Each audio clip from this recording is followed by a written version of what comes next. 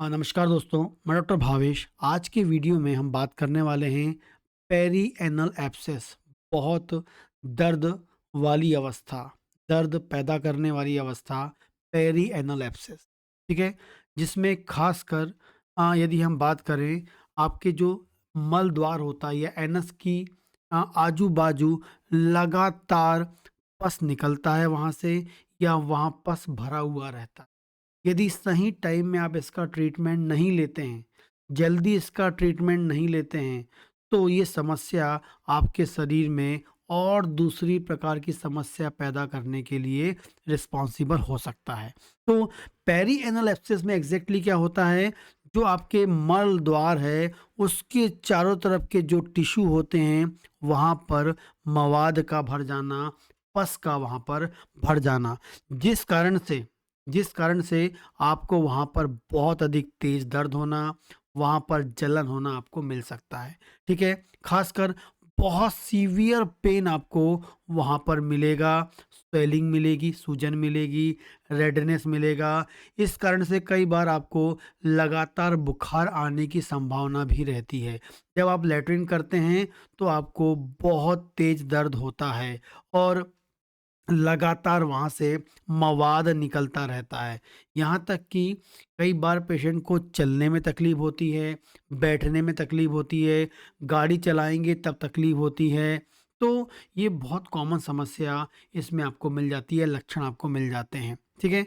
इसका जो मुख्य कारण हम बोल सकते हैं, आपके मल द्वार के आजू-बाजू की जो कुछ ग्लैंड्स होती हैं, उसमें ब्लॉकेज होने के कारण हो जाता है, या आपको कोई बैक्टीरिया का इन्फेक्शन हो गया उस कारण से हो जाता है, या जो लोग को डायबिटीज़ है, डायबिटिक पेशेंट जो होते हैं, उन लोगों में ये समस्या कई बार मिल जाती है, या किसी की इम्यूनिटी वीक हो गई है तो ये समस्या उनको मिल जाती है, या बार बार कॉन्स्टिपेशन से लंबे समय से कॉन्स्टिपेशन से गुजर रहा है, जिस कारण से मल द्वार के आजू बाजू की जो सेल होती हैं, टिश्यू होती हैं, वहाँ पर इंजरी पैदा हो जाती है।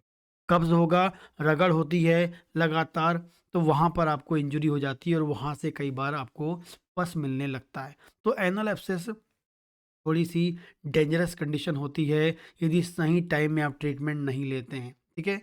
और कई बार ऐसे पेशेंट होते हैं, ट्रीटमेंट लेने के बाद भी लगातार मवाद वहाँ से या पस निकलता रहता है।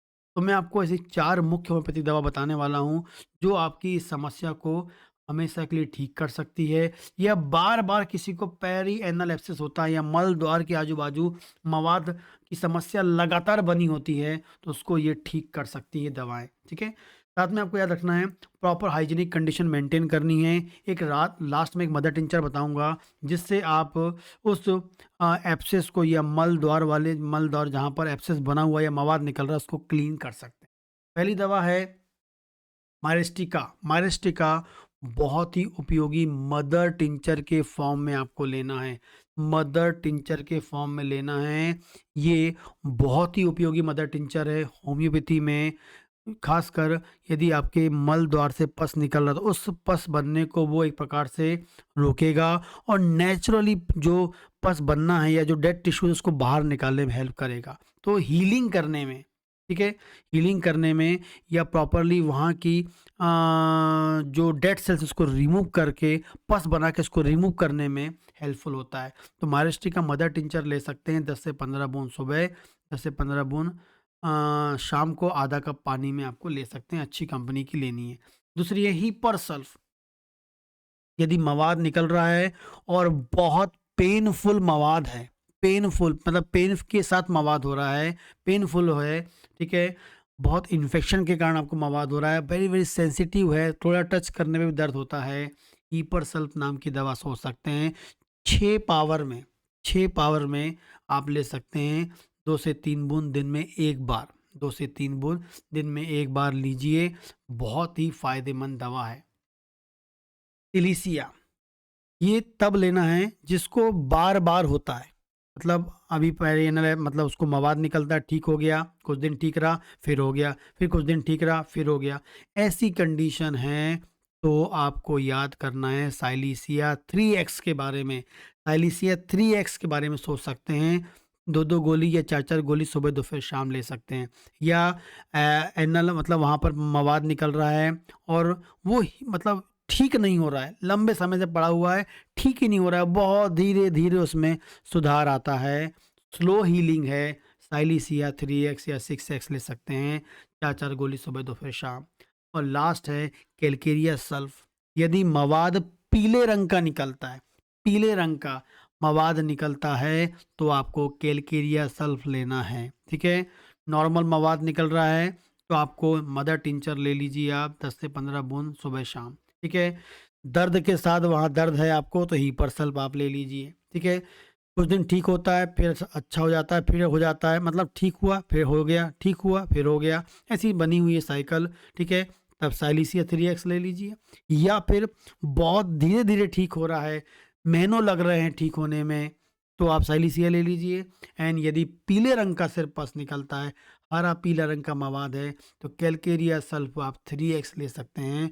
2-2 गोली 3 बार आप इसको ले सकते हैं, या 4-4 गोली सुबह, दोपहर, शाम आप इसको ले सकते हैं। बहुत ही फ़ायदेमंद है, क्योंकि ये समस्या जो होती है एक बार आती है तो जाने का नाम नहीं लेती है, टाइम लेती है, इसलिए थोड़ा-सा इस मेडिसिन्स को थोड़ा टाइम तक खाना पड़ेगा, तब आपको रिज़ल्ट मिलेगा, ठीक है?